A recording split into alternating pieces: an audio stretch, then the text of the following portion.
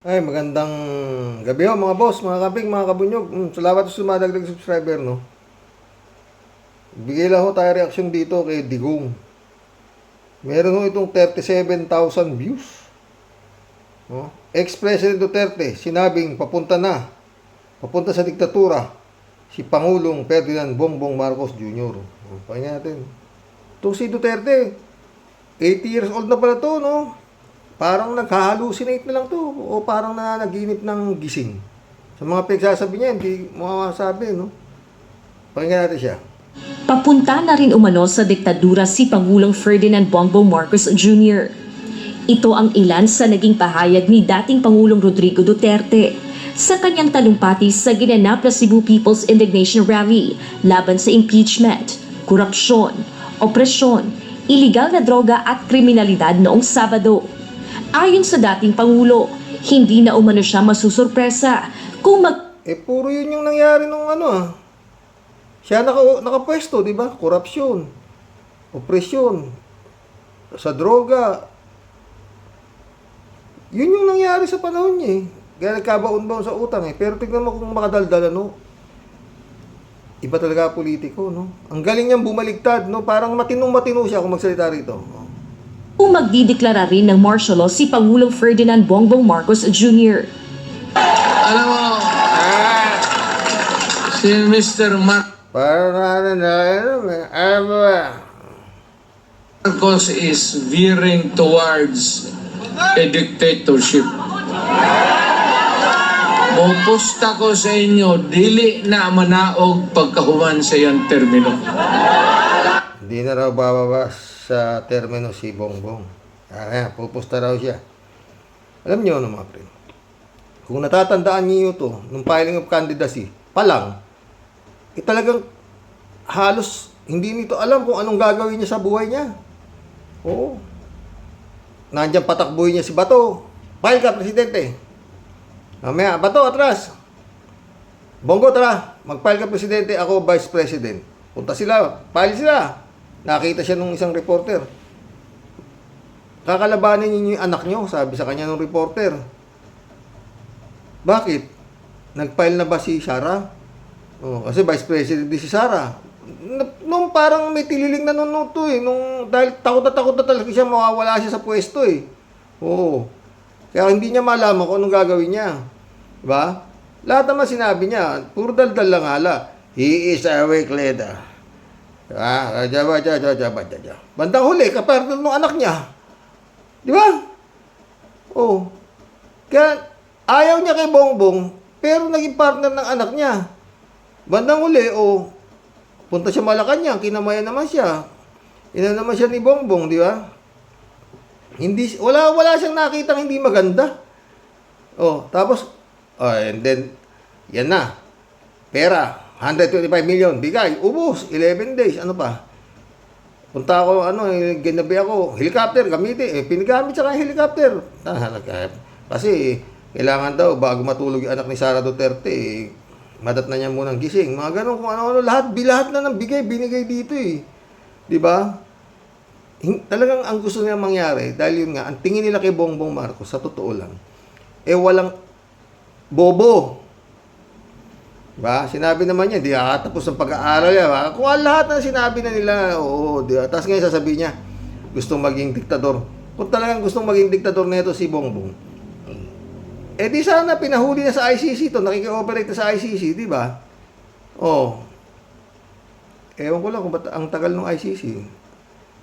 Dapat pinaaresto na ito sa pagmumura sa kanya, lahat na ginawa sa kanya, di ba? Sinampahan na sana ng kaso to. Anyway, may mga sinampang kaso na, wala pa rin nangyayari, di ba?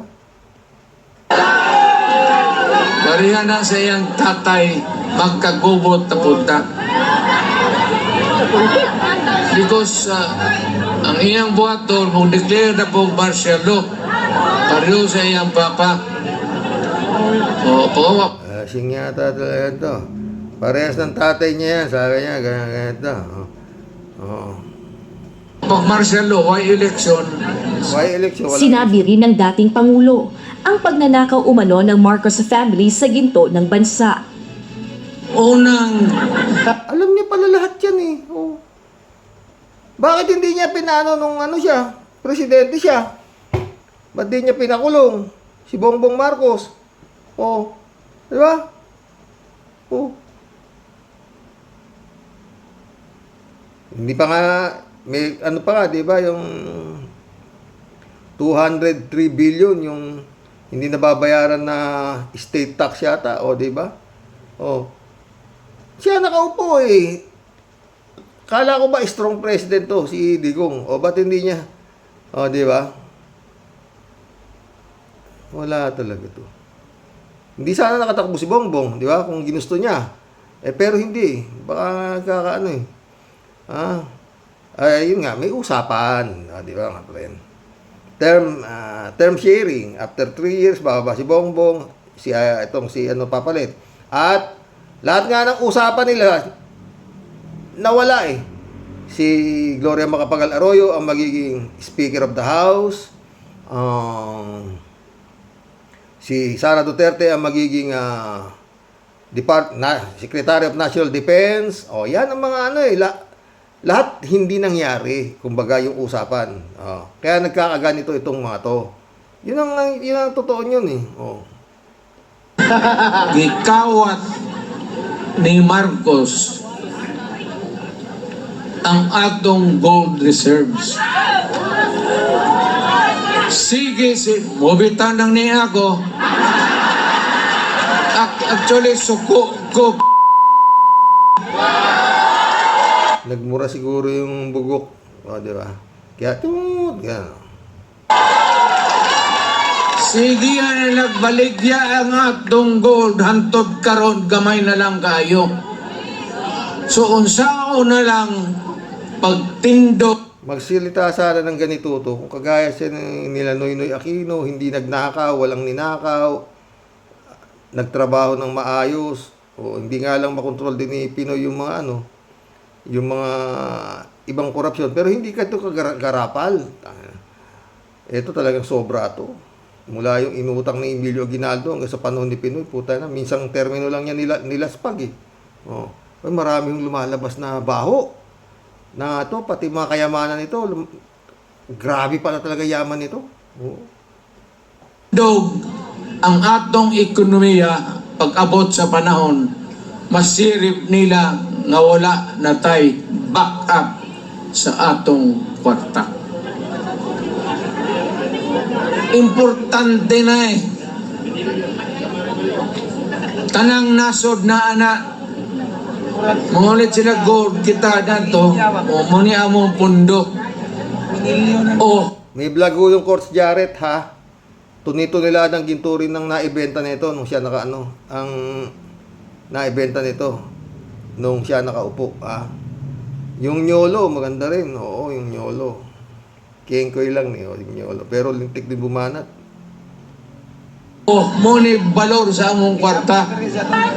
Wat na kay Bog ang gold diin gibaligya og pila.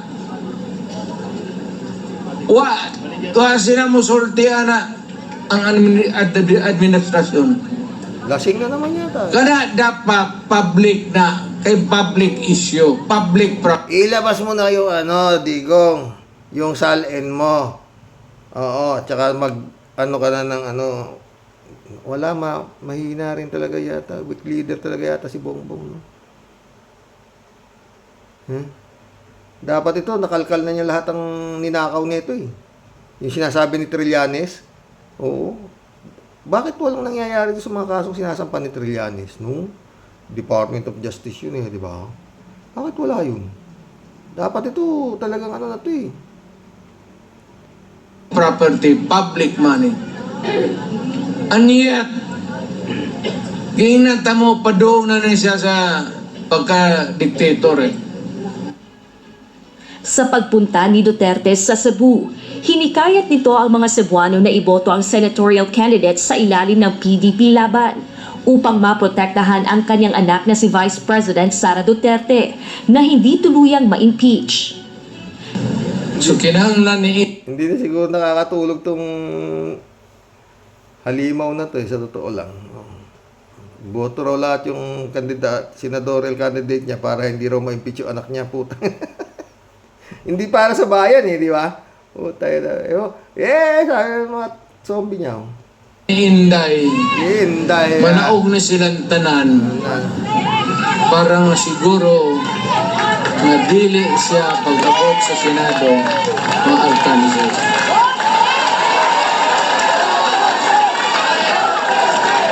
Ang iyon kamo, padag-on ba ninyo na yung akong giyangyo sa inyo?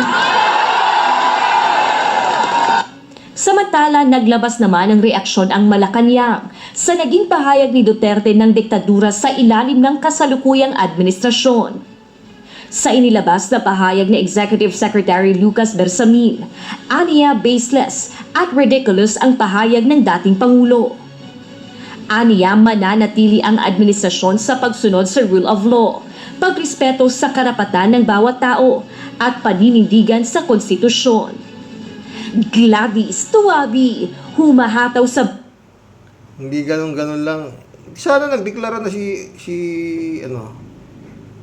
itong si Digong ng martial law, di ba? Sa kanya, ang lakas niya. Di ba? Sabi niya, alis tayo sa ICC. Alis. Daming namatay nung panahon niya. Mas marami pa nga napatay kaysa nung panahon ni Marcos Sr. Itong panahon nito, mas grabe. Totoo lang, mas grabe talaga, garapal. Pero hindi siya nakapagdeklara ng martial law. Hawak niya pa yung mga general, ha? Halos lahat ng mga matataas ang nilalagay niya sa pwesto ng matataas ang gobyerno, eh. General, si Bato, ilan ng Estrella, ginawa niya 4. Tebes, si Bantag, asan si Bantag? Wala nga, no? Mga boss. Ay, nagkita po si kagabi.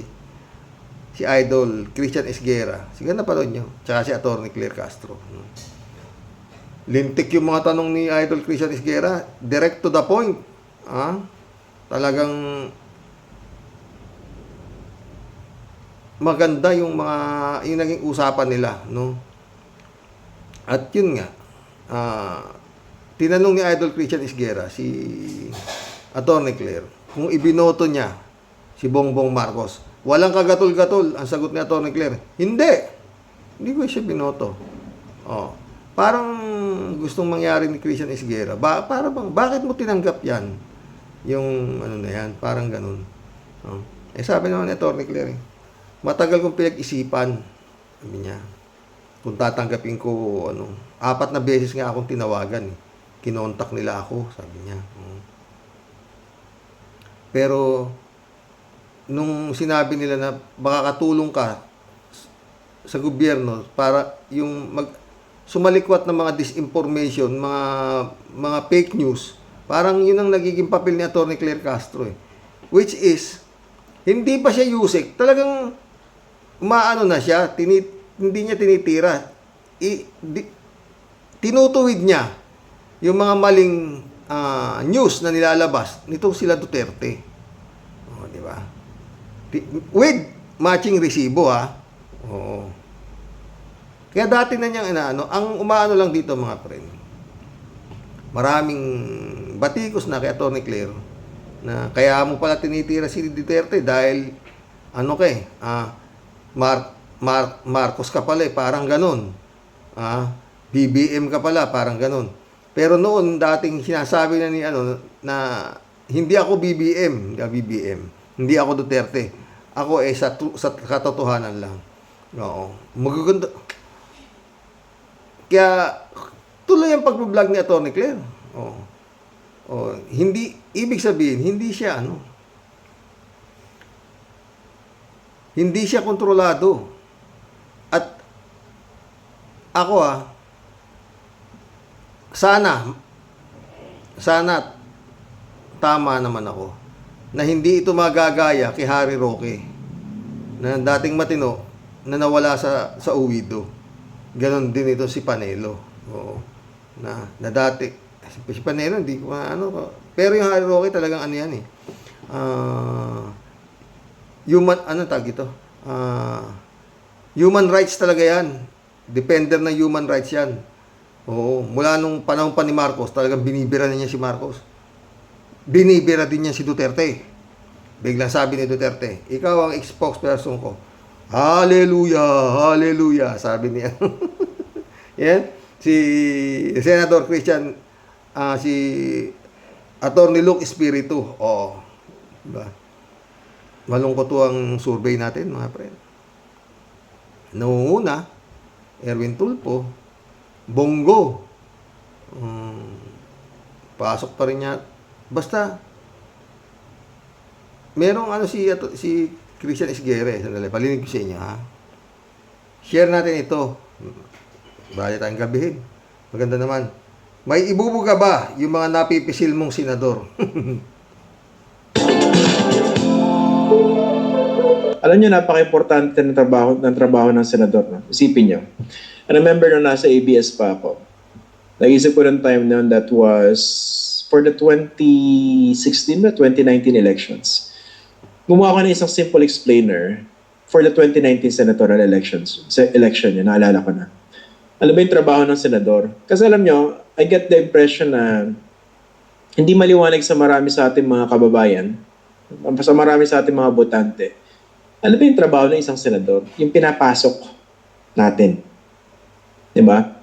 Kasi, bakit tayo nakakadinig na ito, example, si Bong Revilla, aksyon sa tunay na buhay. Diba pag aksyon, ibig sabihin nun, execute. Hindi ka naman presidente ng Pilipinas, anong aksyon yung pinagsasabi mo? Oh, action through legislation. Diba karamihan sa mga kandidatong napapansin nyo, ang sinasabi nila, ako madaling malapitan, ako matutulungan ko kayo. Ganun sila ganun sila manligaw ng mga botante. Pero pag inisip nyo, trabaho ba ng isang senador yon? Nakikinig ba talaga ang mga senador sa kanilang mga constituents? Ito, example na lang. No? Oh, ito mga senador natin na ang constituents nila national, ha? Hindi regional or district, ha? Hindi local, national. Nakikinig ba sila doon sa sinasabi ng mga tao patungkol doon sa pagpapasimula na impeachment trial ni Sara Duterte? I don't think nakikinig sila. Sabi nga ni Senate President Cheese, nasa ba yung clamor? Tatlo pa lang yung sumusulat sa kanya. Speaking of the job of a senator, karamihan siguro sa atin kinukonfuse. Siguro ang senador nagbibigay ng ayuda. Siguro ang senador tumutulong sa pagbibigay ng medical assistance, etc. etc. Hindi naman trabaho ng senador yun eh.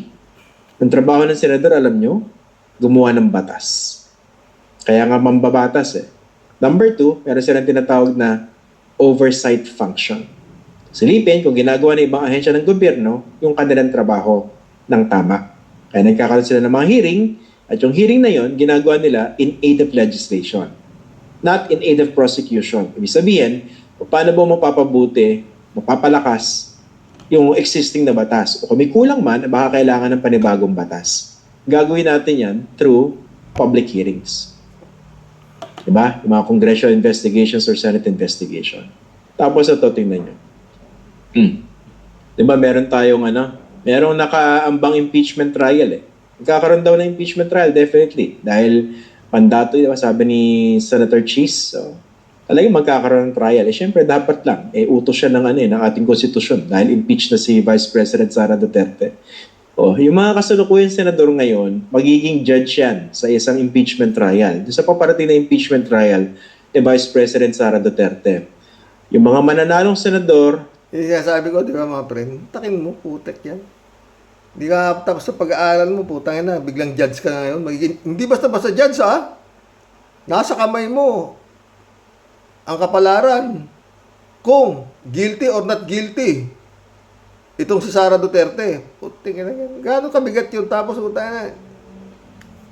Bumtarat-tarat, ayarat-ararat. sa darating na May 12, 2025 elections, dahil ang expected magke-carry over impeachment trial sa susunod na Kongreso, ibig sabihin, yung bagong batch ng mga senador na mananalo sa May 12, 2025, uupo rin sila bilang impeachment judges. Isipin nyo. Bagay ba? Or may competence ba yung inyong mga napipisil na kandidato para umupo bilang isang impeachment judge? Okay. Senado rin, sila po yung nagra-ratify ng mga tratado. Ito po yung mga kasunduan na pinapasok ng Pilipinas. Ano sabi mo, Idol? tarantado. Sa iba pang mga bansa. Treaty. Trabaho po yan exclusively ng Senado. Yung pag-aproba o ratifika niyan. Meron bang kakayahan dyan? Ating mga senador nakagalang-galang. Sa totoo lang, marami naman tayong mga senador na competent. Kaso marami rin po mga bugok. Nakakahiya. Na tipong, pag nasa ibang bansa ka, pakilala mo nga sa amin, can you introduce your senators to us? Ano sasabihin mo? Well, we have only 12 senators. We only have 24 senators representing a population of more than 110 million Filipinos. But are they representative of the best and the brightest? Oh my God, I don't know. Definitely not. Sasabihin ng iba, masyado yata mataas yung standards mo, no? Hindi naman necessarily the best and the brightest. Pwede na nga hindi the best and the brightest, pero dapat naman bright kahit papano. Di ba? Hindi pong papasok ka sa isang trabaho, pinag-aralan mo naman. Hindi yung papasok ko pa lang, doon ko pa lang mag-aaral. Nakaka-insulto po kasi yun sa mga butante. Parang ganito yan. Na-try niyo na ba mag-apply ng trabaho sa isang kumpanya? Sasabihin sa'yo, ano bang plano mo kung kunin ka namin?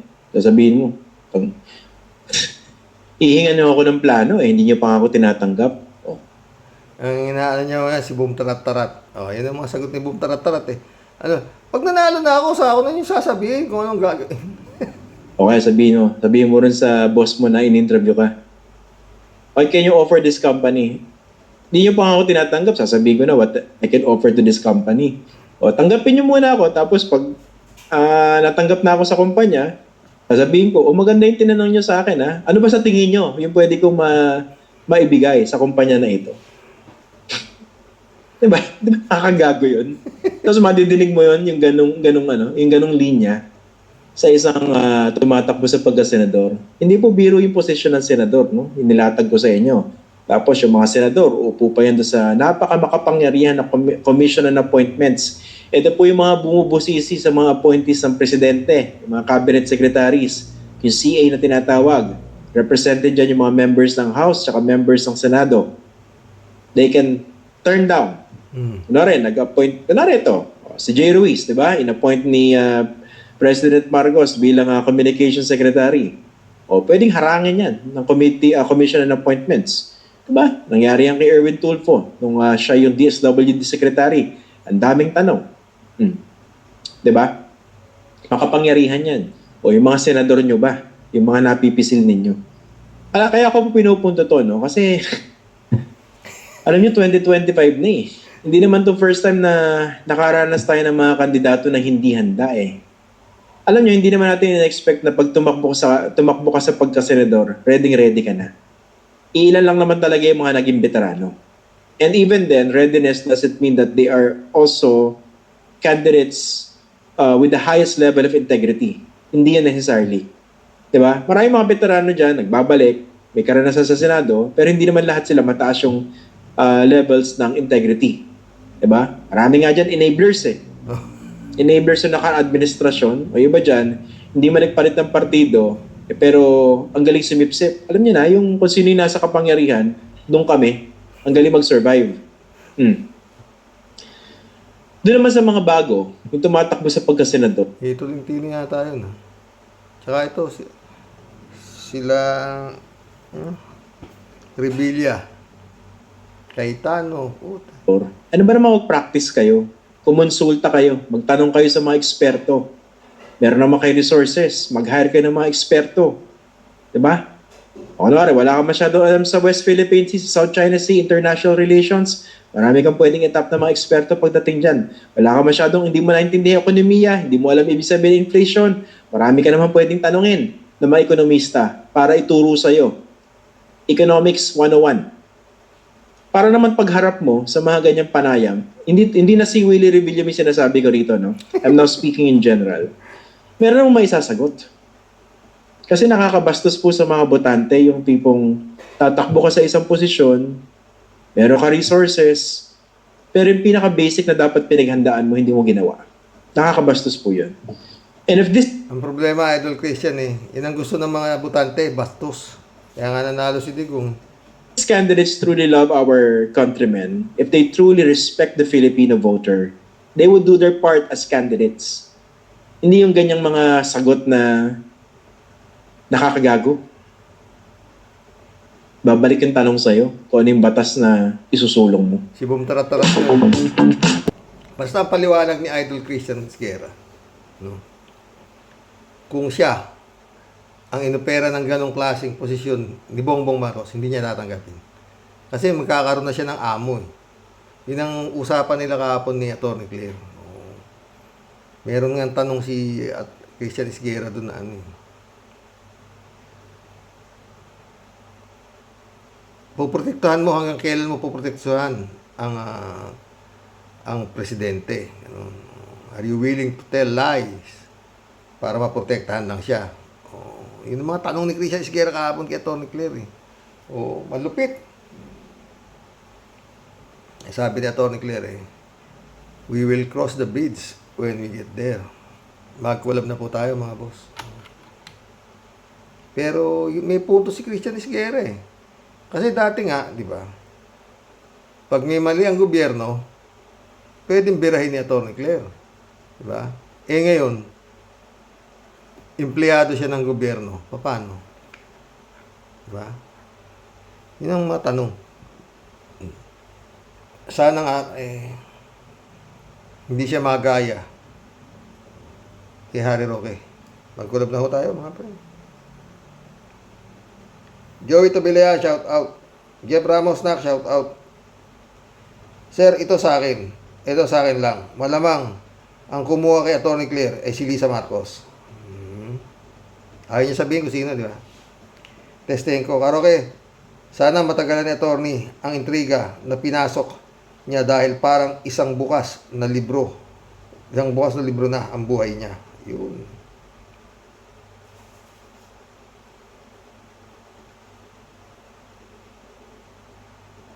Pelabot, oh.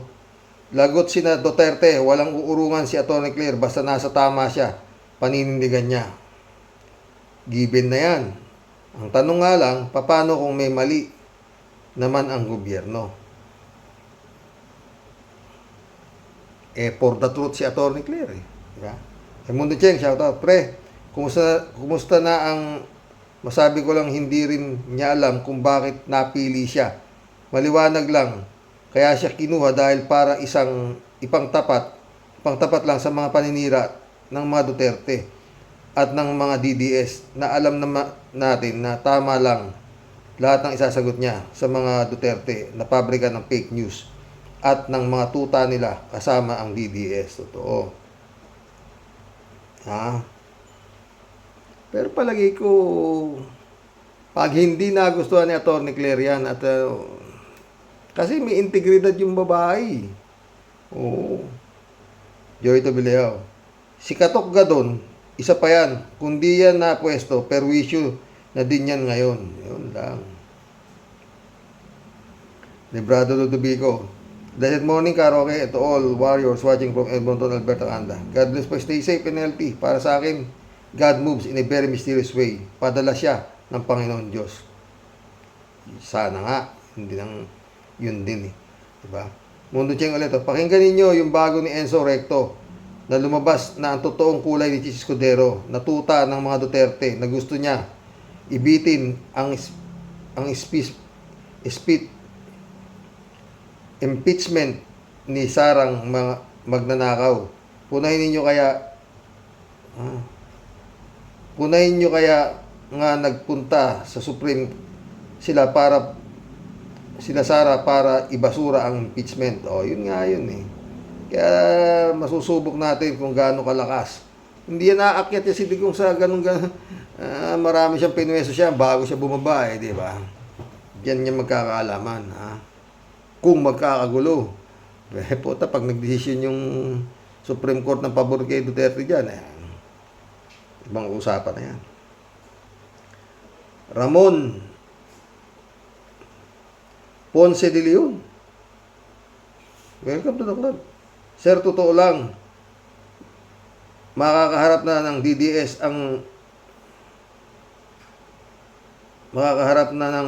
ang FPRD na tatlong mosketeer ng BBM administration. Sila si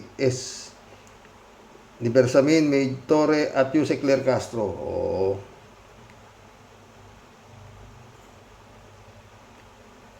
Sito TRL, Torre, Tariela, Luistro, Castro, sana patakbuhin sa senador ni BBM sa 2028 or the next presidential, whoever will appoint them as secretaries. Federico Mandaco. Dapat ngayon pa lang may binibuild up na si BBM na pantapat kay Sara sa 2028 kung sakaling lumusot ito sa impeachment ng Senado. Naku, Federico Mandac, marami siyang dadaanan. Tatakot ang kaso niyan eh. Kaya nga yan sinasabi ni Digong na na mag-martial si Duterte ay si Bongbong. Panaginip yan, panaginip o kung ano naman nainom niyan. Mundo Cheng, sana matagal na silang binira niyan. Pinagmumura na nga nila eh. Pinagbantaan pa na yung buhay. Puta na, wala na. Di ba? Hindi umiimik yung tao eh. Mundo Cheng, oh. Yan si Pokpok na si Marlica ay at si Rodriguez, pati na rin si Glenchong, ay isa lang ang mga sinasabing paninira kay BBM dahil pare-parehong hindi nalagay sa pwesto. Bakit kung nasa pwesto ba sila, masasabi ba nila ang mga pinagsasabi nila ngayon? O, sinabi, hindi puro yeser boss yan. Joey Tabilao, nung panahon ni Marcos, Cronis lang ang magnanakaw tulad ni Lopa, Benitez, Romualdez, Cuangco, Mitra, etc., Birata, at madami pang iba. O, di ba? Basta nakadikit ka kay Marcos, yayaman ka. Ganun din man nangyari kay Duterte ngayon eh. Di ba? Lahat ng dumikit kay Duterte, yumaman. Kaya nga, hindi mapaliwanag ni Harry Roque bakit siya ganun kayaman eh. O, di ba? Joey Tabilao. Isa pang crony ni Marcos, si Benedicto. O. Mundo Cheng. Hoy, Digong, ipasara mo na yung pabrika mo ng fake news. Nariyan na ang katapat ninyo. Pati mga DDS mo at tapos na ang mga pananakot mo. Paninira at pagmumura. Nasa dulo na kayo ng sinulid. Amen, ha? Basta sana si Atty. Claire yan, no? Mag-iingat siya. Oo. Mag-iingat siya. Oo. Parati siya magdasal, no?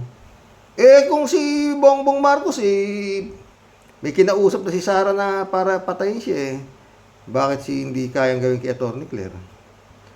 Baka lang, ha? Nakatakot. Attorney. TRL. Malacanang is now aiming for the jugular. Bibirahin na nila pinakaulo. Tignan ko, may impormasyon na si BBM sa sindikato ni Duterte, mahirap lang i-devolve sa public dahil may dalang Privacy Act. Tayo at baka ma-technical pa. O. Matagal na yung sindikato na yan. Kaya nga tagal bago Chipisa Bunao, shout out ha. Good evening po kuya at sa mga mahal mo po sa buhay at sa mga ka-warriors. Naku po kuya, napanood ko kay Batang Manila Toits na nagwawala sa police station at ipinapakala ng DDS yung pala. Nagagalit si Atty. Claire, pinagtatanggol pala niya ang kanyang kliyente. God bless, Atty. Claire. Ingat po kayo lagi, lalo na po ngayong gabayan ka po ng ating Panginoong Diyos nating lahat. Congrats po pala sa inyo, Atty. Claire. At ikaw na po ang bagong USEC PCO. Good night na po, kuya, at sa mga ka-warriors. Good night, yo, Pista Bunao. Joey Tabilao. Dumadami na ang ating members, basta bawal ang tanga dito. Binubura ko, Joey. Pag nakita, comment pa lang, burado na. Hindi kasi ako kagaya nila, sila, Idol Christian, talagang binabasa nila yung mga troll. Sinasagot nila, ako hindi ko sasagutin, puto. Hindi ko sasagutin, tanga na nga yung mga yan, eh. Ang dami pa naman yan, no. Buti kung isa lang yan, puto, ang dami. Kung hindi pa naman sa dami ng tanga, anak ng puta, tignan mo nga yung survey. Sa dami na nang ikinalat kay Erwin Tulfo, na Eric Sylvester Tulfo, nila Atty. Libayan, Atty. Claire Castro, marami pa man dyan. Pero nananatili siyang solo sa taas ng survey. Diyan mo makikita kung gaano katanga tao. Diba? Sobra. Oh. Bongo number 2. Bakit? Alam na nilang kay Duterte yan, number 2 pa rin. Sabi natin dyan. Parley Pulido, kapag matagumpay ang performance ni Tony Claire Castro, potential yan pagka-senador. Yun ang dapat katapang kagaya ni Miriam Santiago. Dapat nga yan para sa akin eh. Presidente. Joey Quiano, Atty. Claire, congrats. Lisa Cruz, shout out. Noon Marcos lang nagnanakaw. Ngayon, kanya-kanyang nakaw mula sa mababa. Totoo. Pista Bunao ulit oh. Ang laking takot nila kay Atty. Claire para magpakalat ng mali. Tumigil na kayo. Hindi na kami maniniwala sa mga fake news. Pasensya na po. Marami po akong comment. Ang sarap kasing makipagkulab. Oh. Salute to Atty. Claire and General Torre, Joey Quijano. Lisa Cruz ulit oh. May katapat na si Sara Butangera. Susuot siya sa ilalim. Kaso si Sara Butangera, iba kasi yun. Pag hindi niya kaya, bakausap siya ng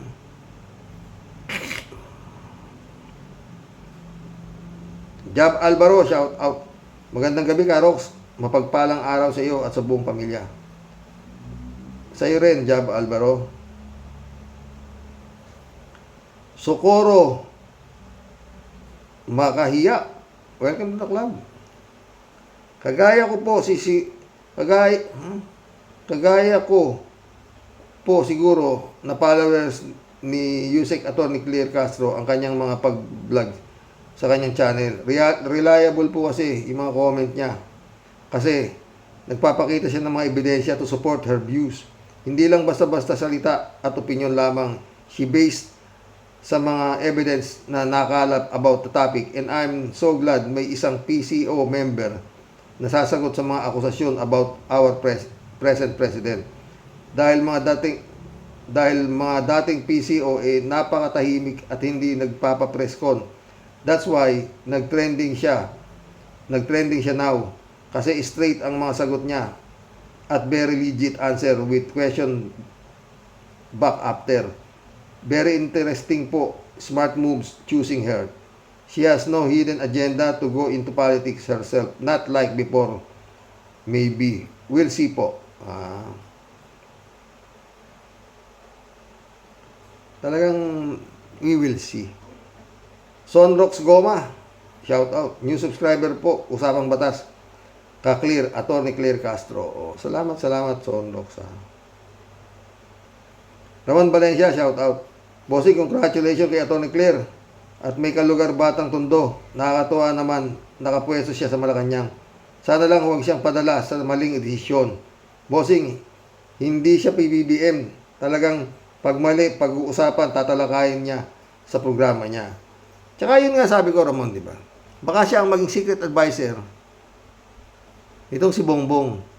Na, yung alam mo si Bongbong, meron siya mga Wibulong Brigade. Ito yan. Advisor yan eh.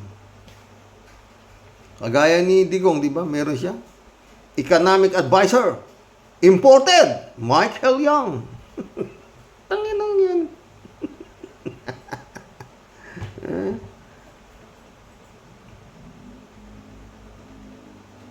At isa lang sisiguro ko, pag hindi pinakinggan ni Bongbong yung advice ni Atty. Claire, baka lalayasan siya niyan. Oo, kinuha mo ko rito eh. Tapos, ako susunod sa'yo, mali. Hindi gagawin siguro. Hindi siguro gagawin, ano. Sana tama tayo, ha. Tama, friend. Pag gagawin mo pala ako ng mali, diyan ka na. Hindi naman ikaw, di ba? Sabi mo, tutulong ako sa'yo. Yun ang usapan natin. Pero hindi yung gagawa ako ng mali.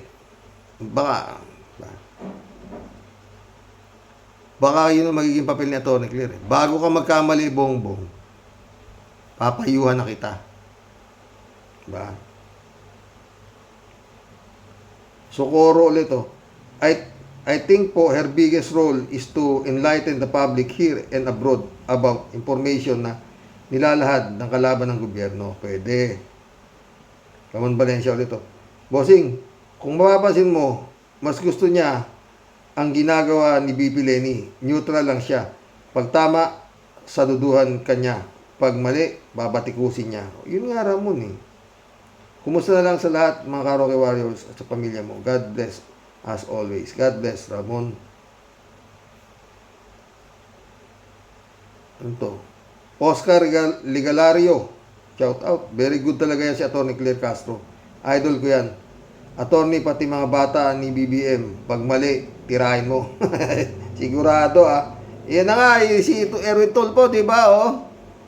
Tsaka sinasabi na, mga enabler yung mga nakuha. Tayo tayo dyan. Huwag kang mag-alala. Laging may dalang tirador. Yan. At buhay na bato sa bag niya. Asintado yan. Laging ulo ang tinatamaan. Si Ted talaga.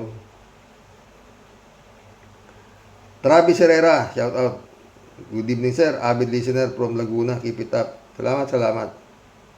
Gemma. Welcome to the club. Mabuhay ka po, Mr. Totoo lang. Ikaw din. Federico Mandaco. Ang masasabi ko lang dyan sa EDSA 1 and 2 ay sayang na sayang. Pares tayo. David Alin Mendoza, shout out. Karox, paano po malilinis ng Davao sa droga? Yung mga namumuno doon, ang mismong drug lord. Mismo. Sabi ni Ted, basukain si Baste. Yan Davao na yan, dapat gawing Marawi yan eh. Totoo lang. Raul Villanada, shout out. Greetings Kuya Rox at sa inyong may bahay. God bless palagi. God bless Raul. Raul ulit, maganda na nandyan si Atty. Claire. Diba? David Alin Mendoza ulit. Karox, sa tingin ko po, may hirapan ang mga DD shit sa paggiba kay Jose Claire Castro dahil kilala natin ang ugali ni Atty. Claire. Yung nilalabas nilang video ay naturalesa lang ng isang abogado kapag nakikita niya na winawalang niya ang kliyente niya. Totoo! Walang pulis-pulisan niya. Shirley Jaser, shout out. Hello po, Karox. Magandang gabi po sa inyo lahat. Ang masasabi ko lang po tungkol kay Atty. Claire Castro, hindi yan magagaya kay Roque. Isa siya siguro sa ating good spirit. Palagi ko mas papansinin ng tao ang mga pinapahiwatig niya kesa na nagbablog siya. Sana manalo sila at Enzo at Luke at iba pang mga may totoong nagmamalasakit sa taong bayan. Diba? Itong mga bugok na mga kandidato na ginagamit ang popularidad nila, putang mga ito. Di nyo nilang gayahin si Idol Dolphy. Alam ko papasok sa politika, paano kung manalo ko, anong gagawin ko sa Senado? Kayo nga putang na kayo araw-araw. Mga bugok. Senador, putang na, hindi kayo nakakapal ng mukha nyo, hindi kayo magro-rob kayo, bigla kayo naging judge. Tanga na. Ulul. Raul Villanada. Paano ngayon, Atty. Claire, ay malaya pa ba siyang makakapagpahayag ng katotohanan kapag sa administrasyon na ang nagsisinungaling o may tinatago na? Yun ang tanong ni Christian Esguera, friend.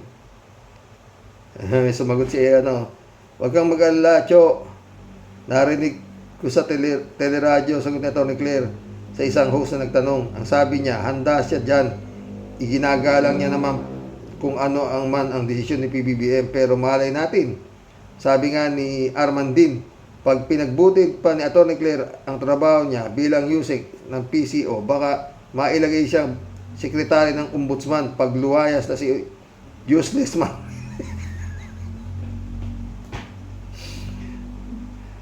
O ibang posisyon. Pero sa ngayon, pasalamat tayo dahil nakasiguro tayong may dalawang tao ng mapagkakatiwalaan na sa gobyerno, si Senator Risa Ontiveros at Atty. Claire Castro.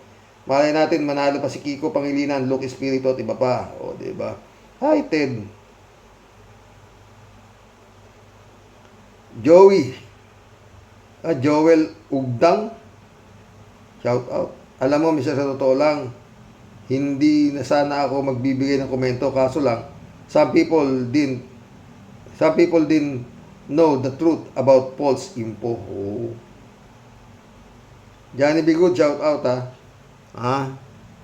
Gandang gabi ka, okay. Sa totoo lang, nagulat din ako sa malaman kong napili ni BBM Sim na maging Yusek.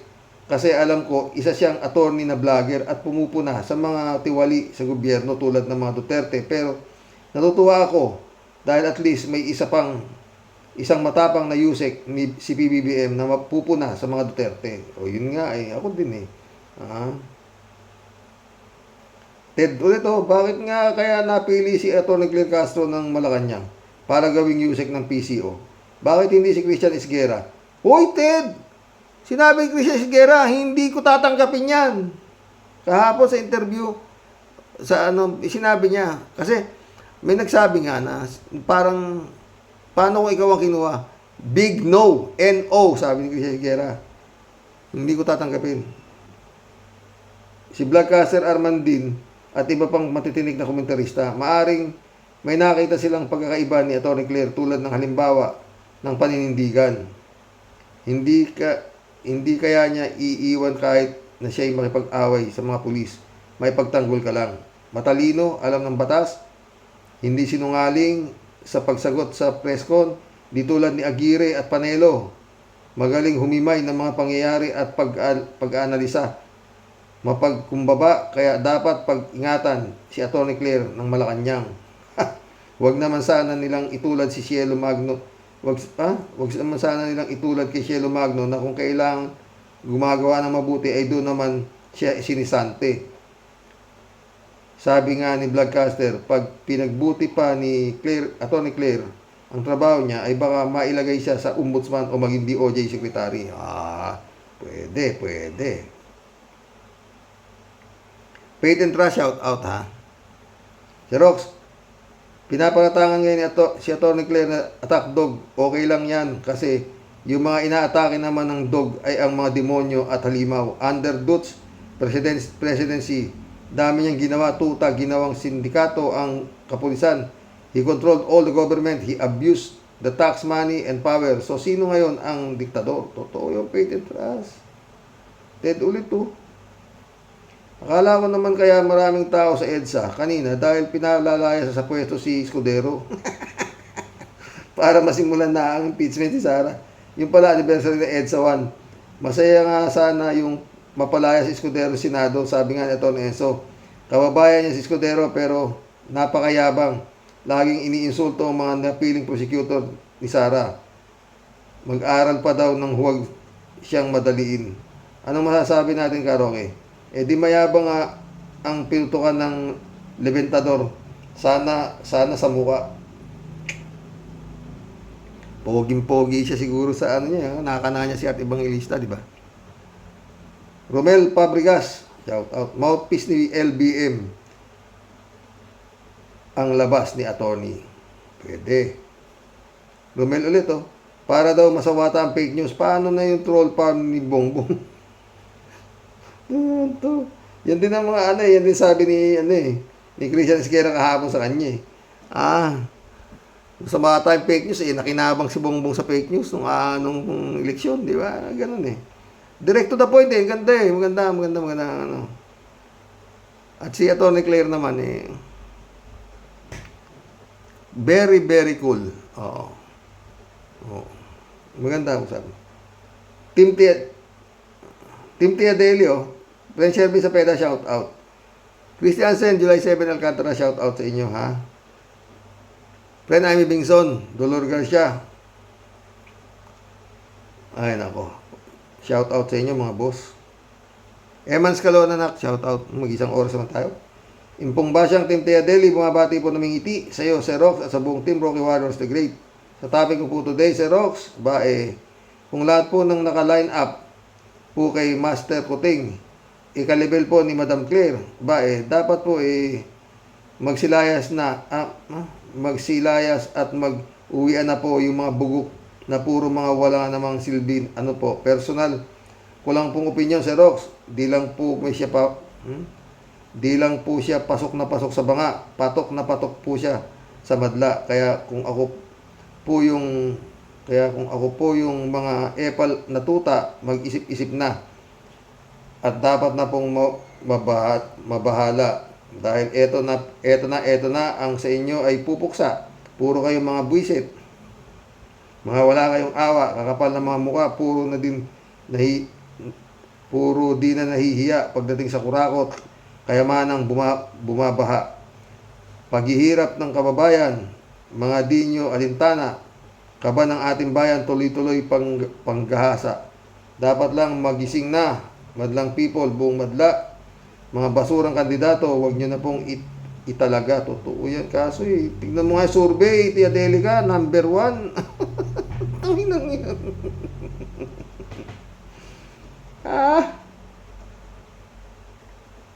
Pag sila po ay naupo na, wala na tayong magagawa. Pag-isipan pong mabuti dahil tayo po ang kawawa. Sa dusa ay sigurado ang ending po ay tulala. Paulit-ulit na pamumuksa, di na po tayo nadala. Kailan po tayo matututo? Kailan pa tayo lalaya? Pangakong lipad, hangin ay kay tamis ng mga dila. Pag tayo po'y nagpatanga, sino po ang kawawa? Muli po tayo ay nadenggoy, daig pa ang sinumpa. Kahit pa magsisihan, ano pang magagawa? Pagkakataon sinayang mo, harapin mo ang tadhana. Nagsisisi man ay huli na, sadyang ikaw ang may gawa. Totoo yan, Tia Delica.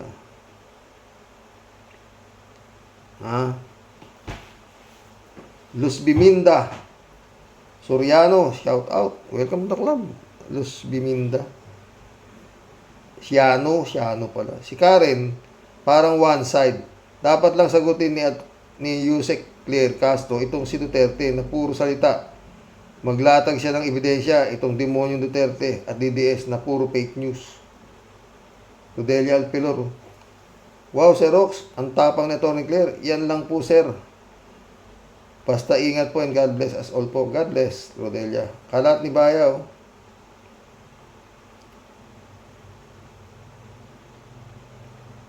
Hi, Ricey. Sino ba yan? Hello, Akira. Uy, shout out, Akira. Akira Milus. Kalat na rito. Good morning, Kasani. Walang patumpik-tumpik. Batutayan mo ng mga tanga. Mga tanga na yan. Hala, tira. God bless your family. God bless kalat niya. Kalat niya ulit. Kalimutan. Kasani, huwag mong kalimutan, ha. Pag nakakaregla na ang topic, politika ay mag-topic ka na agad tungkol sa mga kabit. Patay tayo dyan. Kabit. Hanap tayo. Reynaldo Gonzales, oh. Kaya pala, alasa yung nagtatanong sa'yo, Atty. Claire, sa Tricom. Lahat din ng tanong, malamang sa lamang. Ngayon, matatambakan ka na ng tanong bilang pinaka-spokesperson ng Malacanang. You have the gut to answer all questions in a right manners because you are the right person to defend and false narrative of the other side. O, diba? Lawrence Silugo. Welcome to the club. Wala, sir. Para sa akin, conspired power grab lang yang EDSA. May munting kamalayan na rin ako kahit bata pa lang noong 70s. To early 80s. At masasabi ko na mas okay ang panahon ni Marcos Sr. High school na ako nung nag-EDSA. Grabing brownout, daming sinalvage ng mga NPA sa mga kanayunan. Nagmahalan mga bilihin, nabenta o naprivatize Petron, Meralco, Nawasa, Phil Steel, and other government-owned corporation for more than 30 years. EDSA politician and liberals, mga namahala, imbis umusad, umatras ang kawawang Pilipinas. EDSA, nyo na lang yan.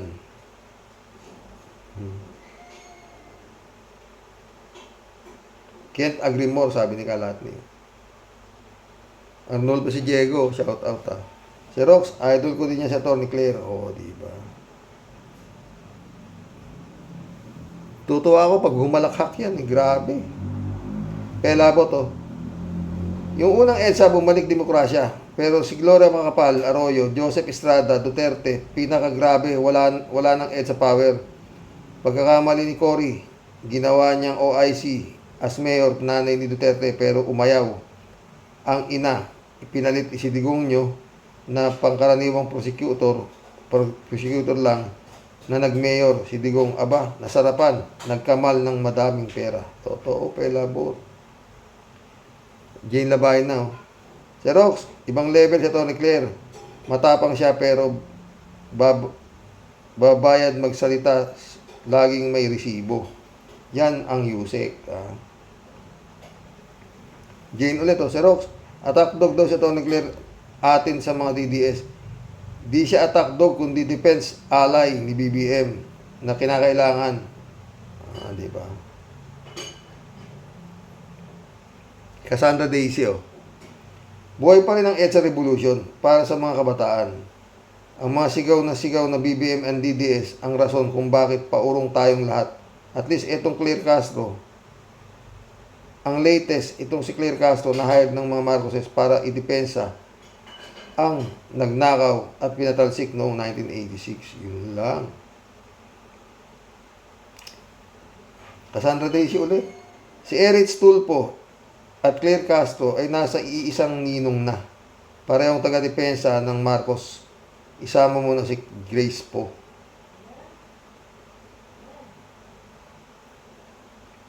Cassandra Daisy ulit.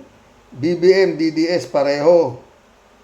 Pareho lang yan. Hindi na kayo natuto. Paurong ang mga utak ng karamihang mga Pilipino. Matalino mga si Castro, pero ginagamit sa pagdepensa sa mga dynasty na pamilya tulad ng Marcos. Tignan natin kung ano mangyayari, Cassandra Daisy. Marilo Pabianak, shout out Destiny nga po yata ang nangyari sa kapalaran ni Tony Claire. Kahit wala sa plano niya, wala sa pangarap niya, pero nangyari kalooban marahil ni Lord na sa kalagayan ng ating bansa ay may mga mabubuti at matatalinong maglilingkod ng tapat para sa bayan. Tibay ng loob at panalangin ang maibibigay natin sa Kanya. Ingatan nawa ni Lord palagi siya. God bless as always. God bless, Mario Castro.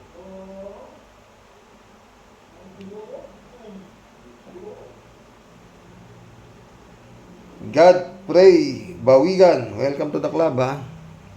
May prinsipyo at ilaban ka pag tama ka at alam niya yung disente at hindi burdugalan alam ni Atty. Claire. Pastor Jun Lagon, shout out Mike, Michelle Edwin, shout out my friend. Jan Dimango, shout out Sabi ni Pastor, hello Manong Roque. Nabulabog ang mga DDS kay Atty. Claire. Kinalaban agad siya. They cannot put a good woman down. Nasa palasyo na si Queen Esther, matapang at palaban. Jun Lagon ulit Woman's power na, Manong Roque. Si Madam Risa sa Senado, Atty. Luistro sa Kongreso, at Atty. Claire sa palasyo. Sinabi mo pa? Oy, mission accomplished mga boss. Sakto 1 oras tayo. Hanggang bukas po muli. Magandang gabi po, mga friend. Ay, naku. Dasal. Magandang gabi po.